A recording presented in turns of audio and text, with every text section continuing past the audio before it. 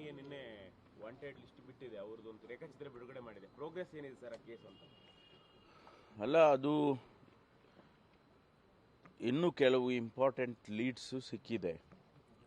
ಅವರು ಯಾವ ಕಡೆ ಹೋಗಿದ್ದಾರೆ ಮತ್ತು ಬಟ್ಟೆ ಬದಲಾಯಿಸ್ಕೊಂಡಿರೋದು ಮತ್ತು ಅದೆಲ್ಲ ಸ್ವಲ್ಪ ಲೀಡ್ಸ್ ಸಿಕ್ಕಿದೆ. ಕೆಲವು ವಿಷಯಗಳನ್ನ ಬಹಿರಂಗ ಮಾಡೋದಕ್ಕೆ ಸಾಧ್ಯ ಇಲ್ಲ. ಒಳ್ಳೆ ಲೀಡ್ಸ್ ಸಿಕ್ಕಿದೆ, ನಿನ್ನೆ ಮೊನ್ನೆ ಎಲ್ಲ ಒಳ್ಳೆ ಲೀಡ್ಸ್ ಸಿಕ್ಕಿದೆ. ನನಗನ್ಸುತ್ತೆ ಆದಷ್ಟು ಶೀಘ್ರವಾಗಿ ಹಿಡಿತಾರೆ. ಸರ್ ಬೇರೆ ಕಡೆ ಹೋಗಿದ್ದಾರೆ ಸರ್, ಬೆಂಗಳೂರಲ್ಲಿದ್ದಾರೆ ಅಂತ? ಅದೇನೆ, ಬೆಂಗಳೂರಲ್ಲಿದ್ದಾರಾ ಬೇರೆ ಕಡೆ ಹೋಗಿದ್ದಾರಾ ಅವೆಲ್ಲ ನೋಡ್ತಾ ಇದ್ದಾರೆ.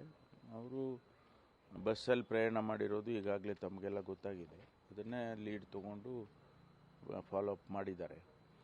ಇಂಪಾರ್ಟೆಂಟ್ ಲೀಡ್ಸ್ಗಳು ಕೂಡ ಸಿಕ್ಕಿದ್ದಾವೆ.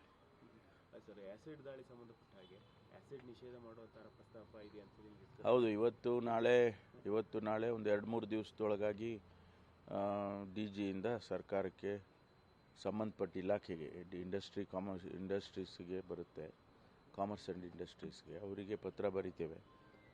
ಈ ರೀತಿ ಫ್ರೀ ಸೇಲ್ಸ್ ಆಗಬಾರ್ದು, ಯಾರು ಹೋಗಿ ಆ್ಯಸಿಡನ್ನು ಎಲ್ಲಿ ಬೇಕಾದ್ರೂ ಕೊಂಡ್ಕೊಳ್ಳೋದಕ್ಕೆ ಆಗಬಾರ್ದು. ಎಲ್ಲಾದರೂ ಕೆಮಿಕಲ್ ಇದು ಡೀಲ್ ಮಾಡ್ತಾರಲ್ಲ, ಆ ಥರ ಅವ್ರಿಗೆ ಮಾತ್ರ ಪರ್ಮಿಷನ್ ಕೊಡಬೇಕು ಅಂಥೇಳಿ ನಾವು ನಿಷೇಧ ಮಾಡೋದಕ್ಕೆ ಪತ್ರ ಬರಿತೇವೆ ಪೊಲೀಸ್ ಕಡೆಯಿಂದ.